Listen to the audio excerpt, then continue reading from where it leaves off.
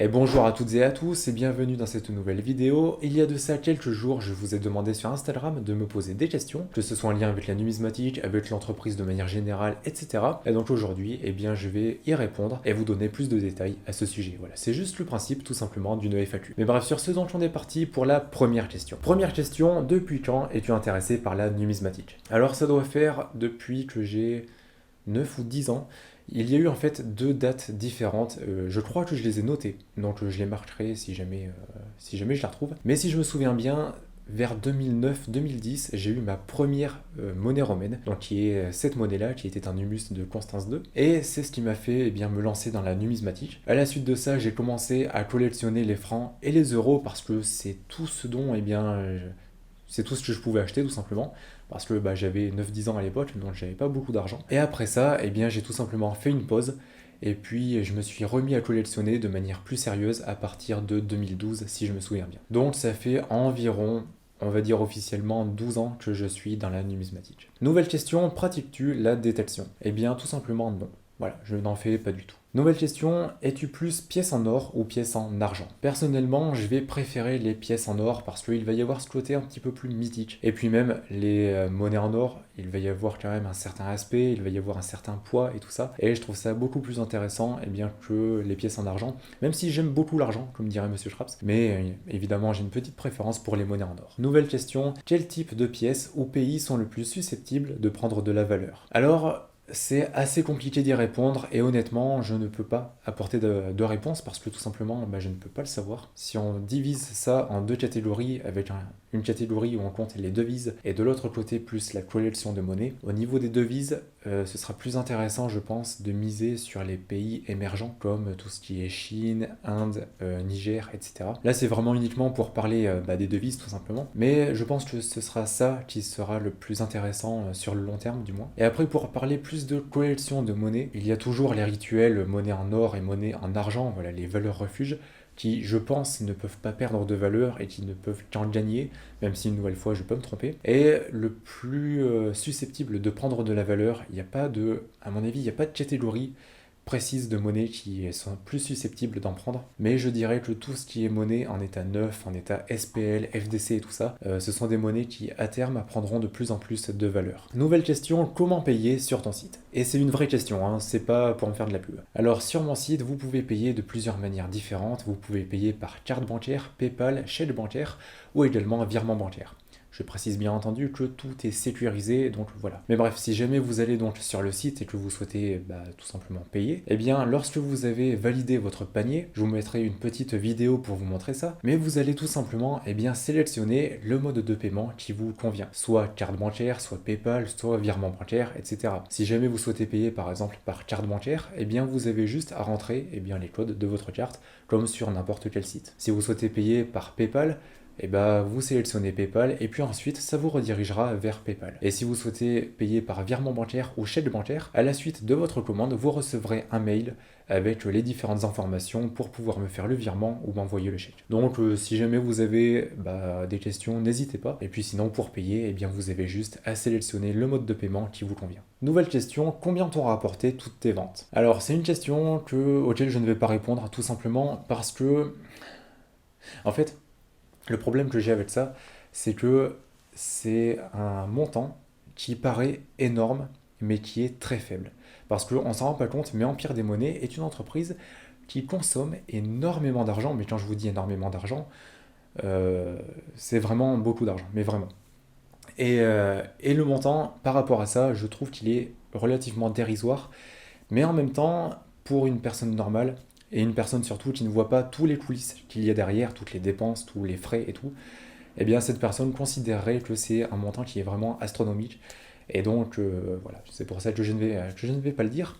J'aimerais beaucoup pouvoir dire j'ai fait tant d'argent, mais honnêtement, c'est pas un montant dont je peux me vanter.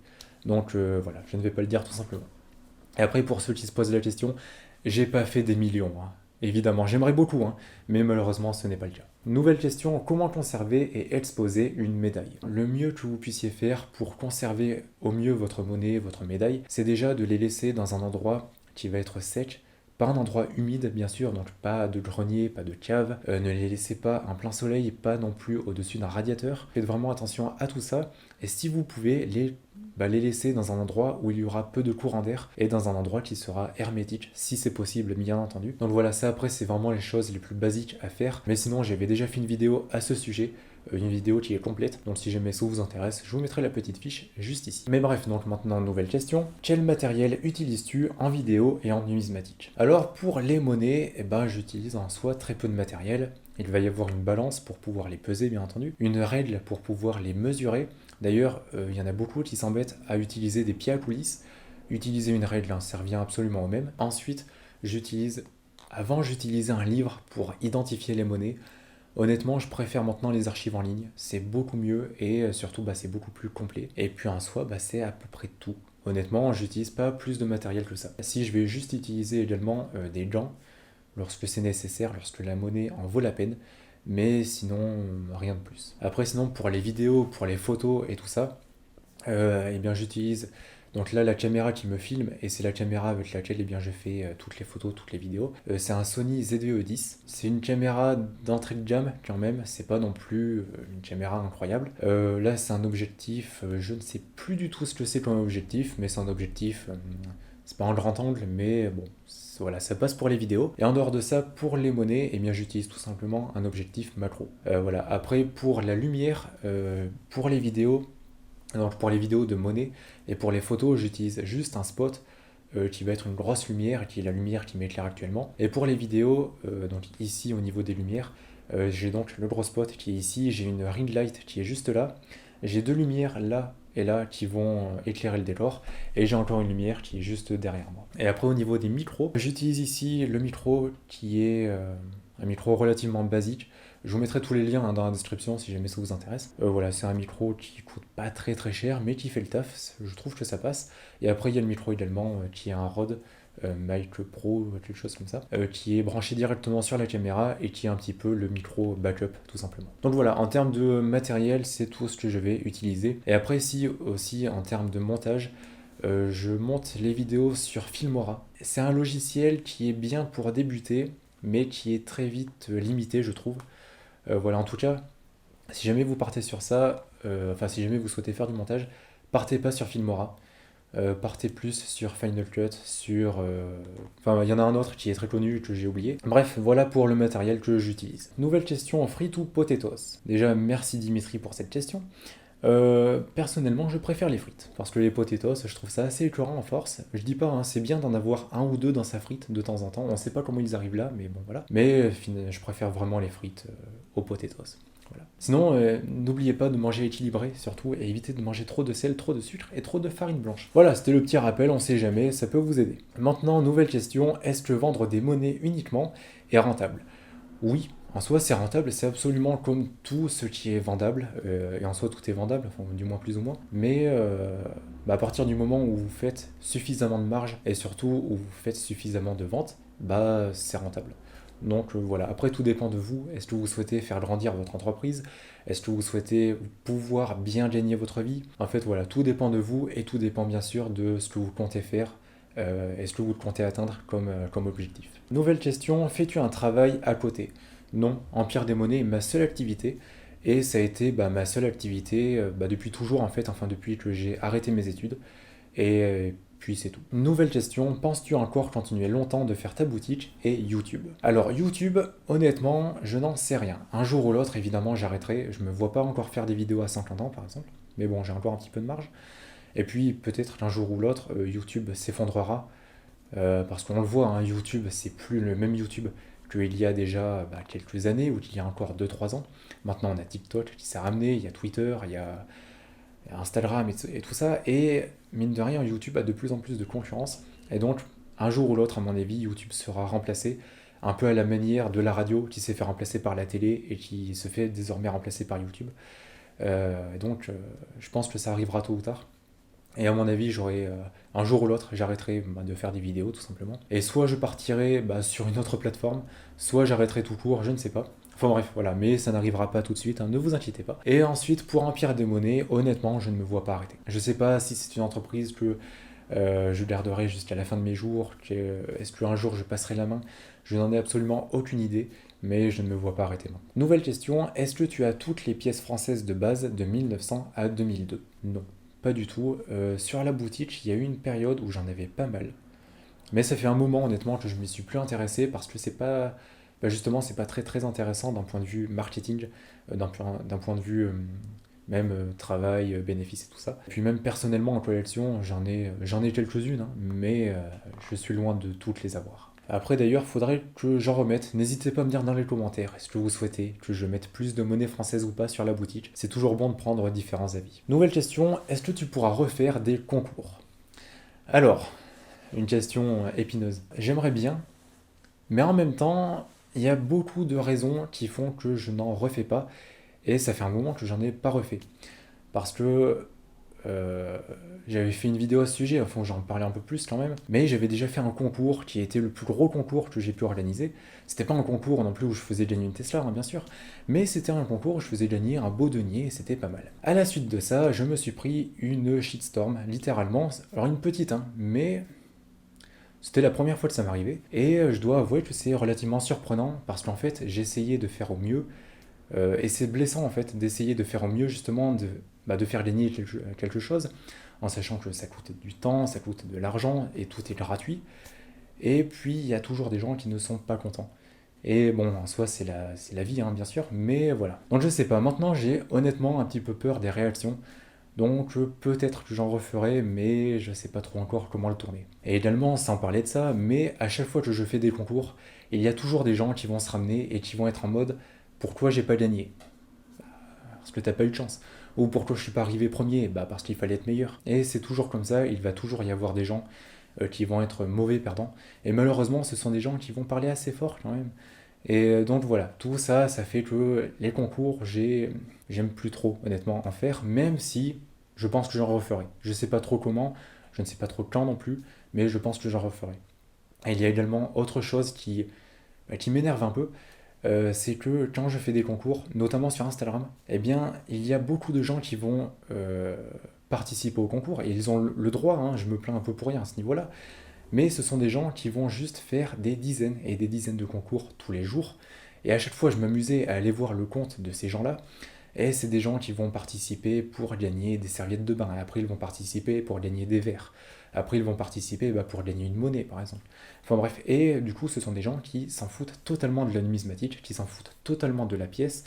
Et je trouve ça dommage que des gens comme ça puissent participer et surtout, eh bien, que des gens comme ça gagnent une pièce plutôt qu'une personne qui va réellement être intéressée par la numismatique. Donc, je referai des concours, mais pas, enfin, d'une manière différente. Soit ce sera, en fait, j'ai envie de faire gagner uniquement les personnes qui sont réellement intéressées et de faire gagner les vrais abonnés, entre guillemets, vrais abonnés bien sûr. Mais je sais pas trop comment le tourner encore, donc voilà, faut que je vois ça. Mais je pense que j'en referai bientôt. Nouvelle question, quelle monnaie t'a fait commencer ta collection? Eh bien c'est la monnaie dont je vous ai parlé en début de vidéo, c'est le Numus de Constance 2. Et eh bien c'est ma toute première monnaie et c'est grâce à elle que j'ai commencé la collection. Nouvelle question, qu'est-ce qui t'a donné envie de collectionner les monnaies? Alors en soi, il n'y a pas eu vraiment de... En fait, j'ai pas découvert la numismatique par moi-même, mais ça a été forcé, entre guillemets, parce que du coup j'ai eu cette première monnaie en cadeau, qui était une sorte de caprice, j'avais déjà raconté l'histoire. Et en fait, c'est à partir de là que je me suis réellement intéressé à l'histoire, réellement intéressé à l'Empire romain, aux monnaies romaines et tout ça. Et c'est ça en fait qui m'a donné envie, et c'est toujours ce que je dis, mais c'est vraiment le fait de pouvoir tenir dans ses mains un objet qui est aussi vieux et qui a autant d'histoire, parce qu'on s'en rend pas compte, mais même un petit Numus de Constance II, qui est une monnaie qui est basique, qui n'a pas vraiment de valeur, enfin, en tout cas assez peu, et bien c'est une monnaie qui a vu passer des dizaines et des dizaines de personnes, qui a vu énormément de choses, et ce depuis bien 1700 ans, et c'est juste énorme d'avoir ça dans ses mains. Et donc voilà, c'est pour ça que tout ça en fait, ça a fait que j'ai collectionné les monnaies et que je me suis autant intéressé à la numismatique. Quels sont tes objectifs dans la numismatique? Donc l'objectif, et je me rends compte que je suis vraiment en train de détourner, que je suis vraiment en train de divaguer, mais l'objectif c'est vraiment de vous proposer de plus en plus de belles pièces de monnaie et de plus en plus tout simplement de monnaie et dans des catégories différentes. Après ça aussi il y a toujours des petits soucis à ce niveau-là, Par exemple, si jamais je me concentre sur une catégorie de monnaie en particulier, si je me concentre sur les monnaies féodales, pourquoi je ne me concentrerai pas aussi sur les monnaies byzantines? Ou pourquoi je ne m'intéresserai pas aux monnaies carolingiennes? Et donc, trouver l'équilibre entre toutes les catégories de monnaies possibles, eh bien, c'est assez complexe. Surtout qu'après, évidemment, il y a les ventes qui en découlent, il y a la demande qui en découle également, et trouver un équilibre parfait entre toutes les catégories, tous les types de monnaies, toutes les demandes, tous les clients et tout ça, c'est honnêtement assez complexe. Mais voilà, j'essaie vraiment de faire au mieux, de me diversifier le plus possible, sans pour autant eh bien, rentrer dans des niches, et sans pour autant eh bien, me retrouver avec un tas de monnaies qui est diversifié, mais qui est invendable. Donc voilà, l'objectif avec l'Empire des monnaies, c'est juste de faire une entreprise toujours plus grande, toujours plus forte, et qui est toujours plus diversifiée, et ce, de la meilleure manière possible. Je suis désolé, c'était un petit peu décousu, mais j'espère que vous aurez à peu près compris mon explication. Nouvelle question, pour certaines pièces, sans livre ou internet, comment faire la différence entre denier et antoninien? Alors déjà, il va y avoir que très peu d'empereurs qui ont fait frapper des deniers et des antoniniens en même temps. On va avoir Gordien III, on va avoir Caracalla, on va avoir Elagabal, et on va avoir en fait tous les empereurs et quelques impératrices de cette période-là. Et en soi, ils vont être relativement peu. Après, pour faire la différence entre vraiment les monnaies en elles-mêmes, il va y avoir des différences au niveau des caractéristiques. En fait, au moment où l'antoninien a été créé, il faisait 2 fois le poids d'un denier. Donc un denier, à cette époque-là, ça pesait dans les 2,5 g, 3 g maximum. Un antoninien était plus aux alentours de 5 grammes, 5 grammes et demi environ. Donc déjà, il va y avoir une histoire de poids. Ensuite, vous allez avoir une histoire de diamètre. Un antoninien, en général, ça fait dans les 22-23 mm. Un denier, plus dans les 18-19. Et après, vous allez avoir aussi une différence de métal. Un antoninien, c'est fait de billon. Et un denier, c'est fait d'argent. Et donc, un denier, eh bien, aura un aspect plus argenté. Tandis qu'un antoninien aura un aspect plus, grisâtre, et sera un petit peu plus foncé que ne peut l'être un denier. Aussi, il va également y avoir une différence au niveau du portrait de l'empereur, puisqu'à ma connaissance, sur un antoninien, un empereur sera toujours radié, donc avec, je vous mettrai une photo à l'écran, et à côté de ça, sur un denier, l'empereur sera toujours lauré, donc avec une couronne de laurier. Tout ça, ça peut vous aider à faire la différence entre un denier et un antoninien. Nouvelle question, quelle est ta monnaie préférée? Déjà, dans ma collection, ça va être le Numus de Constance II, parce que c'est pas une monnaie qui va coûter très cher, même en soi elle a très peu de valeur, mais c'est une monnaie qui va avoir énormément de valeur sentimentale pour moi, parce que une nouvelle fois, c'est ma toute première monnaie, et c'est la monnaie qui m'a permis de me lancer là-dedans. Donc voilà, c'est pour ça que c'est la monnaie que je préfère pour ma collection. Mais après, de manière générale, pour toutes les monnaies confondues, dans le monde, je partirai plus pour soit l'Auréus, soit le denier Edmar, par rapport, déjà, à sa valeur, évidemment, mais surtout par rapport à l'histoire qu'il y a derrière. J'avais fait une vidéo complète à son sujet, je vous la mettrai juste ici, bien sûr. Mais voilà, c'est vraiment une monnaie que je trouve incroyable par rapport à ça, et donc ça fait que c'est ma monnaie préférée. Nouvelle question, quel est l'état des lieux des fausses monnaies en circulation, et y a-t-il de très bons faux? Plus le temps passe, en fait, plus il y a de fausses monnaies. Parce qu'en fait, au moment où je parle, au moment où vous regardez cette vidéo, on a des gens, aux 4 coins du monde, qui fabriquent de fausses pièces de monnaie. Ça c'est évident, bien entendu. Mais le problème c'est que ça se fait comme ça tous les jours, et plus ça va, et plus ça se retrouve dans le marché, et plus ces monnaies sont dilapidées au fur et à mesure du temps. Et donc plus il y en a. Le problème de ça, c'est que évidemment, plus le temps avance, plus elles sont bien faites. Et on a en ce moment, justement, on a une vague de fausses monnaies baltiennes, des Balkans, je sais plus exactement d'où elles viennent les monnaies, mais on a vraiment de très bons faux qui sont la plupart du temps des Aurelianus ou des Antoniniens, qui se retrouvent notamment en Allemagne. Et on peut en voir beaucoup en vente sur eBay, et d'ailleurs il y en a beaucoup qui se vendent sur eBay. Et ça, ce sont des monnaies qui sont vraiment très très bien faites. Et donc ça devient un vrai gros souci. Et également, et je rejoins la provenance, faites attention à toutes les monnaies qui proviennent des pays de l'Est, par exemple. On va avoir beaucoup de pays de l'Est qui vendent de vraies monnaies, enfin beaucoup de personnes, pardon, pas de pays, mais qui vendent de vraies monnaies, mais on a également beaucoup de fausses qui proviennent de Bulgarie, de Roumanie, à une certaine époque d'Ukraine également, un petit peu moins maintenant bien sûr, mais il y en avait quand même pas mal à une certaine époque. Donc faites vraiment attention à ça. Et aussi, si ce n'est pas logique, ce n'est pas logique. Je vais m'expliquer, mais sur eBay, on va avoir un compte qui vend des monnaies qui viennent de Thaïlande. La Thaïlande, qui est un très beau pays, au passage j'aimerais beaucoup y aller, mais c'est un pays qui n'est pas du tout connu pour ses monnaies romaines. Donc acheter des monnaies qui ne sont pas chères et qui proviennent de Thaïlande, c'est très bizarre. Et d'ailleurs elles sont vraiment très moches, ce sont des copies qui sont vraiment très mal faites, mais il y a des gens qui se font avoir, je le vois, il y a des parfois des ventes réussies et tout ça. Donc faites attention à ça, c'est vraiment très, voilà, ça peut être très piégeux. Prenez toujours des pincettes et surtout préférez, si jamais vous ne savez pas faire la différence entre une vraie monnaie et une fausse, préférez vraiment acheter chez un professionnel. Et n'achetez pas aux quatre coins du monde et surtout n'essayez pas de faire forcément des bonnes affaires parce que vous risquez de perdre de l'argent tout simplement. Donc voilà, faites vraiment attention à tout ça. Nouvelle question, comment faire la différence entre une monnaie TB, TTB, etc. La qualité peut être proche mais le prix très différent. Alors déjà, pour parler du prix, il va y avoir en fait le prix d'une monnaie, en fonction de son état, va être exponentiel entre guillemets. Si jamais vous avez 100 000 monnaies par exemple, sur les 100 000 monnaies, vous aurez peut-être 60 000 monnaies en état TB. Vous en aurez ensuite peut-être 20 000 en état TTB, peut-être 10 000 en état superbe, peut-être, allez, on va dire 1000 en état SPL, et puis ensuite peut-être qu'une centaine en état FDC. Et tout ce qui manque, on va dire que ce sont des monnaies qui sont illisibles. Et donc évidemment, comme vous le voyez, plus ça va et plus le prix monte en fonction de l'état et en fonction de la rareté de cette monnaie. Donc c'est pour ça que entre une monnaie qui va être en état SPL et une monnaie qui va être en état FDC, il peut y avoir une très très grande différence, surtout si c'est une monnaie qui va être rare. C'est pour ça c'est assez important de prendre la qualité d'une monnaie et bien de la prendre en compte. Après, si jamais vous avez une monnaie en état TB+, par exemple, et TTB-, il ne va pas y avoir une grosse différence en termes de prix. Mais bref, du coup, maintenant, pour expliquer comment faire la différence entre les différentes catégories d'état, le mieux, c'est tout simplement que vous recherchiez sur Internet. Vous cherchez, par exemple, j'en sais rien, un humus de Constantin Ier, et vous regardez, pour les citer, sur CGB, par exemple, ou même sur la boutique, peu importe, vous cherchez sur un site une monnaie en état TB, une monnaie en état TTB, et vous regardez les différences. Et en fait, comprenez juste que en état TB, on va avoir globalement une monnaie où on peut voir à peu près les détails. Voilà, c'est une monnaie qui va être usée, mais on peut à peu près voir les silhouettes, on va dire. En état TTB, on va avoir quasiment tous les détails, mais avec une bonne usure au niveau des surfaces. En superbe, on va avoir une très belle monnaie, mais qui va être quand même légèrement usée en surface.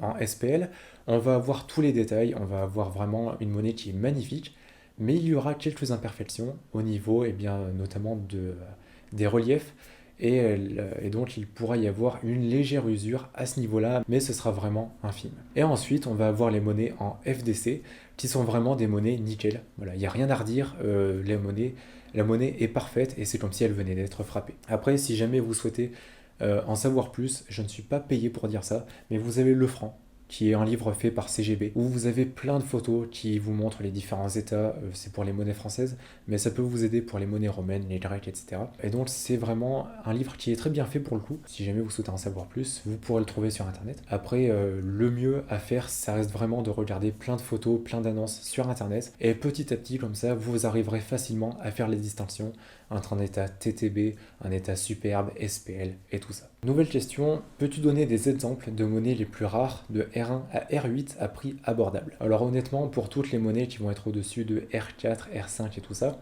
je ne vais pas pouvoir donner d'exemples parce que ce sont des monnaies qui vont être relativement chères. Mais ensuite, pour des monnaies en R1, vous allez avoir plein d'antoniniens, et de Numus, notamment de Constantin II et tout ça, qui vont pas coûter cher et qui vont être en R1 voire en R2. Après, évidemment, la monnaie, elle sera abordable si elle est en mauvais état et elle sera un petit peu onéreuse si jamais elle est en parfait état, bien sûr. Donc, en termes, pour des monnaies de R1, R2, je vous conseillerais d'aller vers des Numus, tout simplement. Pour des monnaies en R2, R3, vous pouvez aller voir les antoniniens de Quintille, qui sont des monnaies relativement rares, mais qui vont coûter que 40, 50 euros environ. Pour les Numus, on est plus sur 10, 15, 20 euros à peu près. Après, vous allez avoir par exemple ce sesterce de Faustinmer qui est classé en R2 et qui est en vente à 20 euros. Ou vous pouvez encore avoir cette as d'Antonin Le Pieux qui était en vente à 100 euros et qui était classé en R3. Dans l'immédiat, si jamais vous avez 30, 40 euros de budget, concentrez-vous plus sur des monnaies qui seront des antoniniens ou des Numus. Ce sera honnêtement le meilleur rapport qualité-prix et avec la rareté en prime. Nouvelle question, quel est ton empereur impératrice romaine préféré et pourquoi? Alors personnellement, j'ai une petite préférence pour Adrien, parce que déjà je trouve que les monnaies et les représentations d'Adrien sont vraiment très belles sur les monnaies, sur les avers. Mais également j'aime beaucoup la vie d'Adrien, c'était un empereur pacifiste, pas tout le temps, mais dans la plupart des cas ça l'était. Et surtout c'est un empereur voyageur qui a unifié l'Empire, qui a consolidé l'Empire et tout ça. Et puis c'était pendant, c'était pendant un petit peu l'âge d'or de l'Empire. Donc je trouve que c'est un empereur qui est quand même relativement intéressant et qui va, je trouve, se distinguer des autres empereurs romains. Après, vous allez avoir Trajan aussi, qui a beaucoup fait pour l'Empire, qui a beaucoup permis de l'étendre, même si je vous avoue que je connais pas trop l'histoire de Trajan non plus. Et enfin, vous allez avoir aussi Antonin le Pieux, que j'aime beaucoup. Voilà, c'est un empereur très pacifiste pour le coup, mais voilà, c'est un empereur qui a eu, je trouve sa vie assez intéressante. Même s'il y en a, il la trouve plutôt monotone. Mais voilà, je trouve ça aussi intéressant. Et puis de toute manière, c'est dans la continuité d'Adrien. Et puis vous allez avoir aussi comme impératrice Faustine Mère. Faustine Mère qui avait énormément d'intérêt pour aider les orphelins, par exemple, ce qui n'est pas forcément beaucoup le cas dans un empire. Et d'ailleurs, à la mort de Faustine Mère, Antonin le Pieux a fait frapper énormément de monnaies pour commémorer sa femme. Et ce sont les monnaies sur lesquelles sont indiquées Diva Faustina. Et surtout, il avait fait frapper une monnaie sur laquelle on peut voir un orphelinat. D'ailleurs, l'orphelinat s'appelait plutôt les filles de Faustine. Et c'était réellement un vrai orphelinat qu'Antonin le Pieux a bâti à la mort de son épouse pour pouvoir honorer sa mémoire et pour pouvoir accueillir les orphelins. Donc voilà, je trouve que le couple est quand même assez sympa. Mais sinon, en dehors de ça, je préfère quand même Adrien. Mais donc voilà du coup pour toutes ces questions, j'espère que ça vous a intéressé, j'espère que vous en savez un petit peu plus. Bien sûr, n'oubliez pas, comme d'habitude, d'aller faire un tour sur mon site internet empiredesmonnaies.fr. Dessus, des centaines de monnaies sont disponibles, vous avez des romaines, des féodales, des grecques, des royales, etc. Il y en a vraiment pour tout le monde et pour tous les budgets, donc si jamais ça vous intéresse, c'est le premier lien sous la vidéo. Également, n'oubliez pas de mettre un pouce bleu, de vous abonner et d'activer la cloche des notifications. Moi, ça me soutiendra énormément et vous, ça vous permettra de ne rater aucune autre vidéo. Et enfin, si vous êtes encore là, et bien déjà, merci beaucoup. Et puis marquez FAQ dans les commentaires. D'ici là, je vous souhaite une bonne journée ou une bonne soirée, prenez soin de vous et de vos proches, et puis on se retrouve dans une prochaine vidéo. Allez, salut!